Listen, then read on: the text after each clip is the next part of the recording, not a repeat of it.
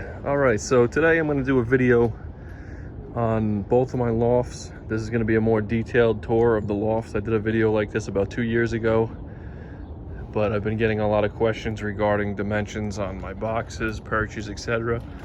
So I figured I'd do a detailed review. Added some new things in the breeding loft. I'll let you guys check that out. Got my tape measure right here. Give you some dimensions. So we'll get started with the front of the loft first. So this is the front of my flying loft. This loft is 16 feet long, 8 feet wide, and this is where I used to race at when I used to compete locally. So you notice I got the fence across the whole top of the loft to keep the birds from landing up there when they drop.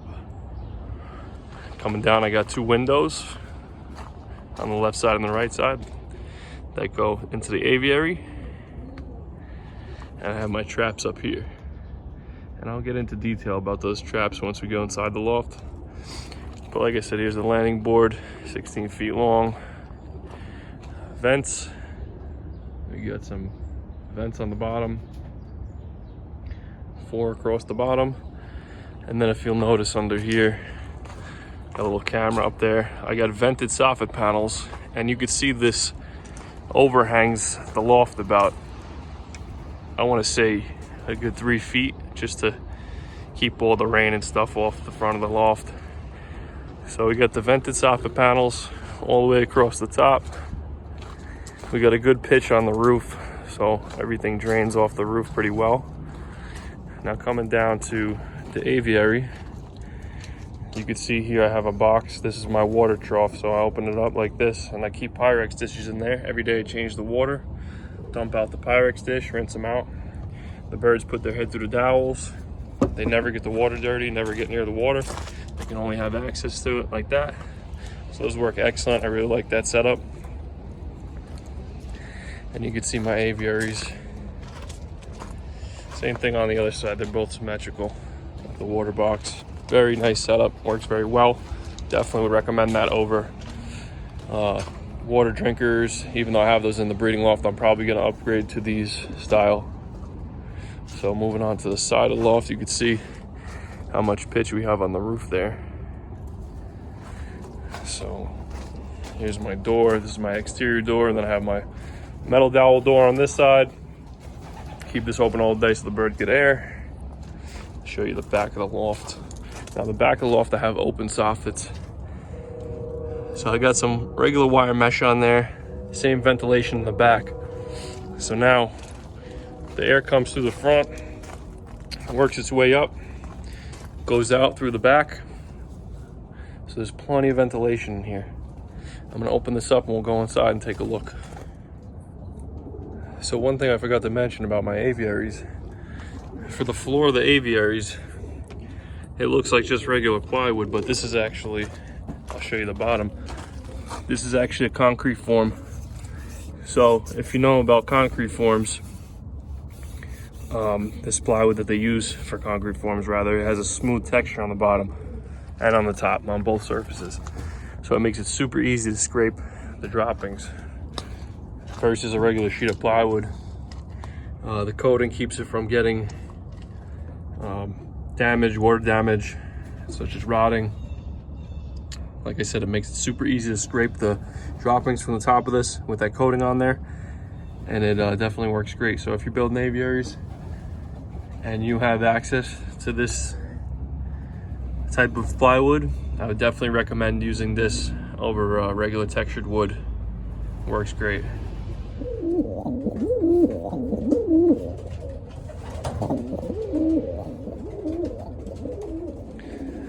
So now inside the loft, you'll notice, we'll start up on the top. I have lattice, actually wood lattice, just to keep the birds from going above my head and to keep them away from the inside of the studs. Now this is basically an air channel. All the air from the vented soffits in the front comes through here, runs out the back, as well as the air from the bottom vents comes through here. So there's plenty of ventilation here, a lot of oxygen for the birds. I got my skylights up here. Tons of light from these skylights. These are excellent.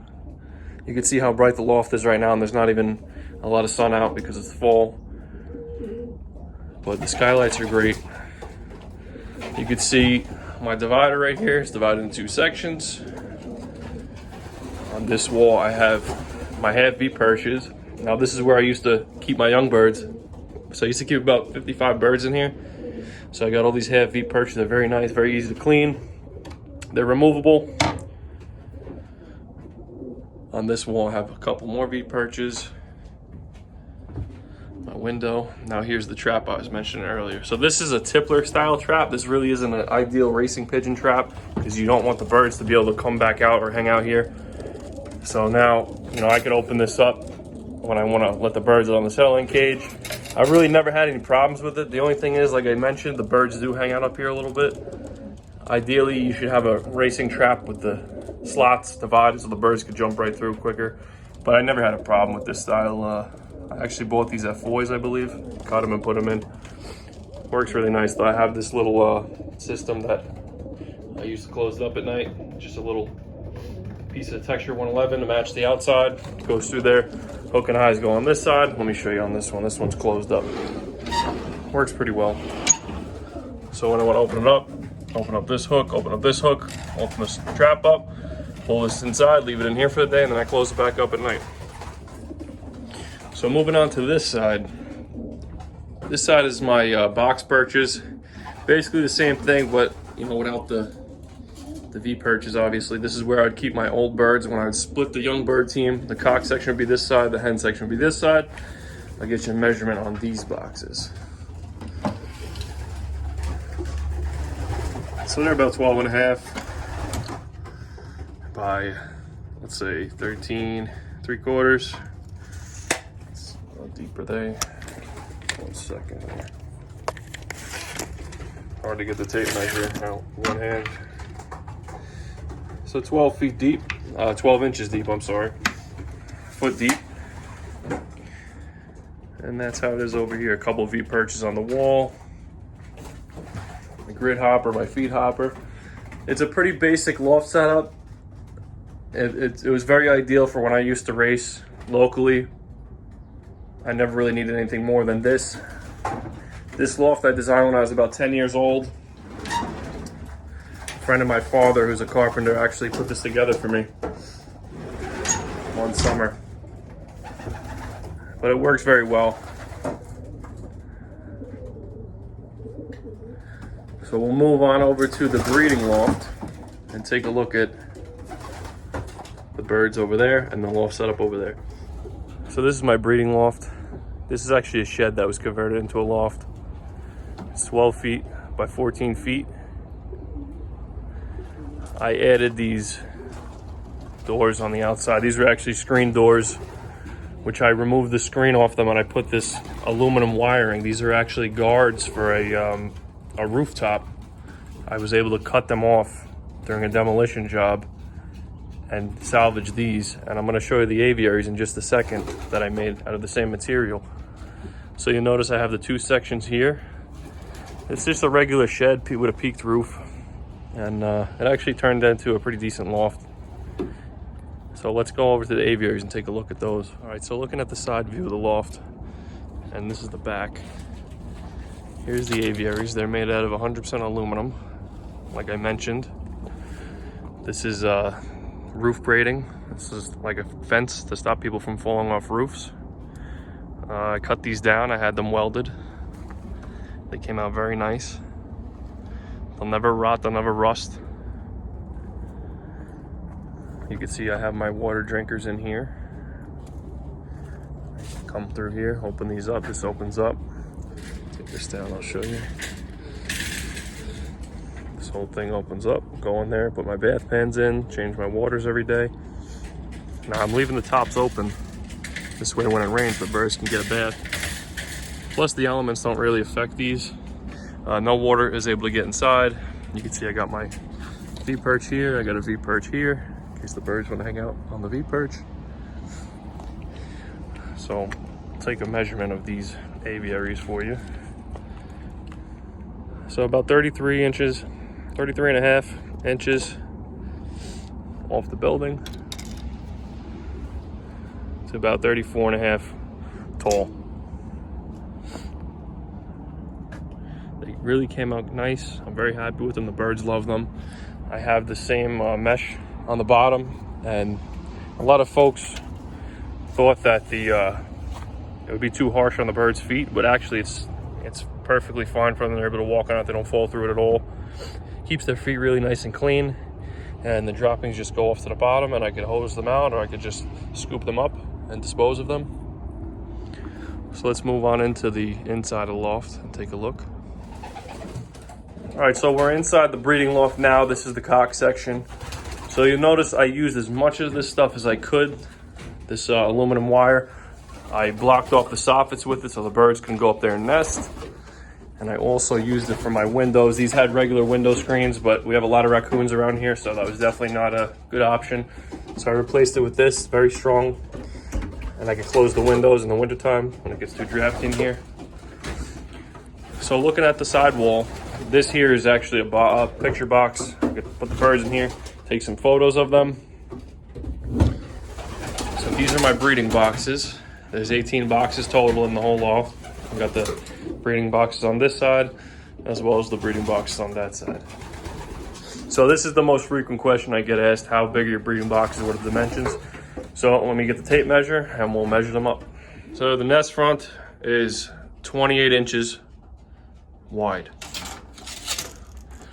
The depth of the box to the front of the nest front, outside the nest front, is about 16 inches. And let me open up the box and we'll get the inside height. So these nest fronts are really nice. I think I got these made by Foy's. These screen clips, you just slide them, nest front comes right off. Yeah, it's a little dusty in here. I gotta clean it out, getting ready for breeding season. So let me grab this tape measure.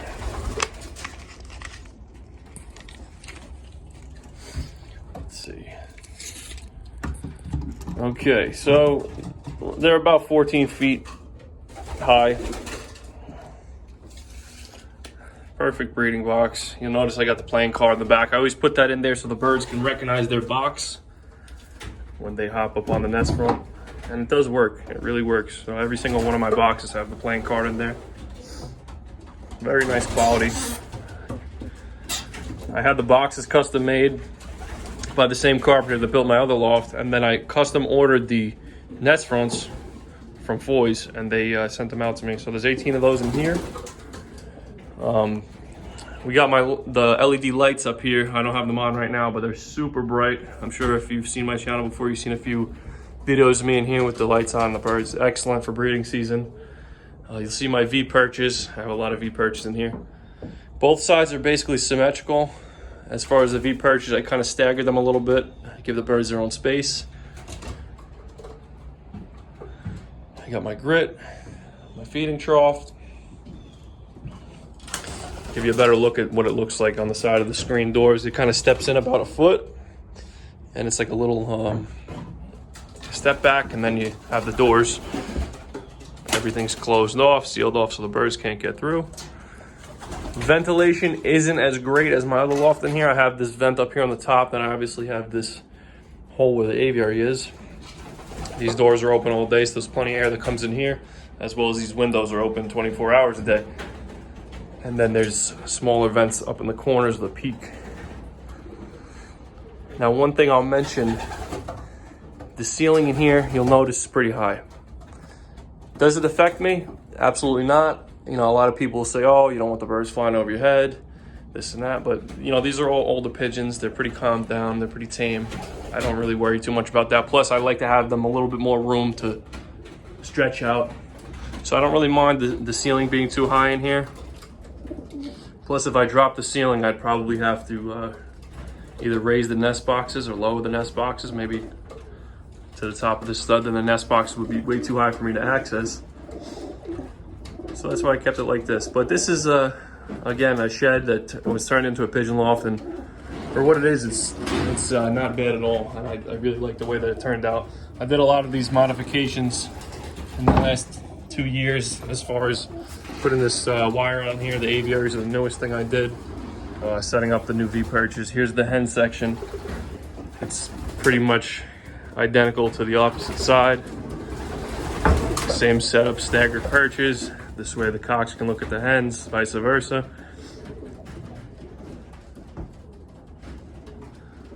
Breeding boxes, same setup. Got my vent, another light up here. I have my feed can in here, keeps the feed nice and dry out of the elements, of course.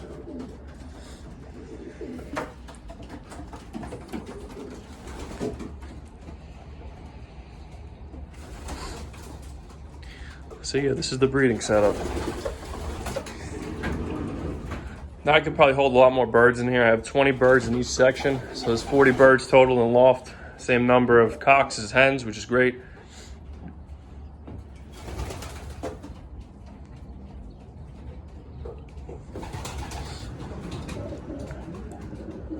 Obviously these doors are on a slider. You can see we put a track in up here when we did the divider. And we're able to put the doors in, regular screen doors from Home Depot. T-style doors, I guess they call them. And then you can see you got the vinyl siding on the side, which I forgot to mention before. And that's the breeding setup. So I hope I was able to cover everything about both lofts. I try not to make these videos too long and boring. Try to keep them short and simple. As always, if you have any questions, leave them in the comments. And I hope that you enjoyed. Thanks for watching.